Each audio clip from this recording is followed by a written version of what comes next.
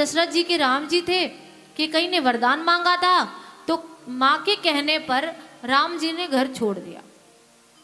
घर छोड़े वन में रहने लगे। एक प्रश्न बनता है कि जब सोने की लंका को त्याग दिया है, सोने के सिंहासन पर बैठने वाले थे वो छोड़ दिया, तो सोने के मृग के पीछे क्यों भागे? प्रश्न तो बनता है, क्यों सोने के मृग को लेने के लिए भागे? सोने के मृग को लेने के लिए नहीं भागे। आज जानकी जी ने पहली बार भगवान से कुछ मांगा है। जब से विवाह हुआ है, विवाह के बाद जैसे ही भगवान को, जानकी जी को पता चला, हमारी सीता जी को पता चला कि अब भगवान को वनवास होने वाला है, उन्होंने एक बार भी पूछा नहीं। बोली प्रभु जिस हाल में आप हैं उस हाल में मैं भी रहूंगी, जिस हाल में मेरे पति हैं उस हाल में मुझे भी रहना है।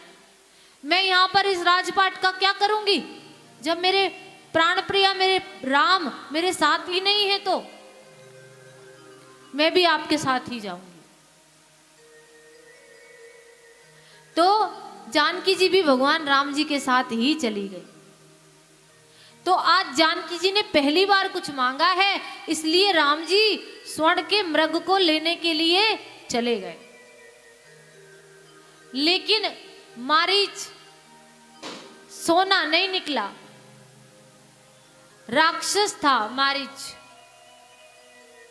अब तो जैसे ही राम जी उसको लेने भागे, रावण आया, सीता जी का हरण कर कर ले गया।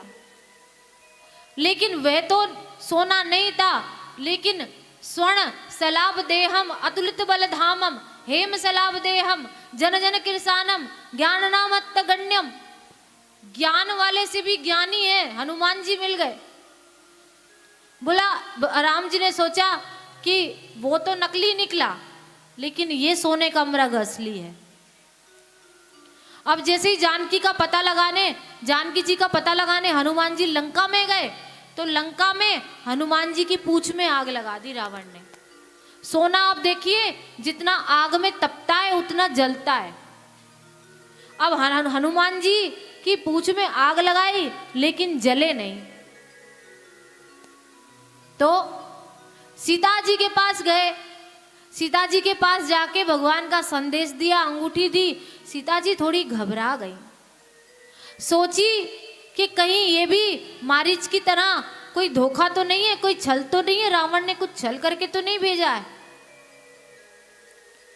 लेकिन हनुमान जी ने कहा, माता मैं राम का भक्त हूं, प्रभु का भक्त हूं।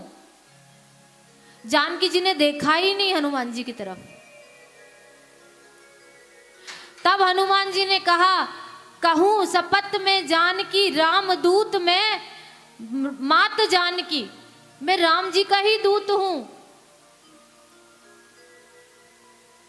कहूं शपथ करुणा निधान की राम दूत में मात जानकी, मैं राम जी का दूत हूं।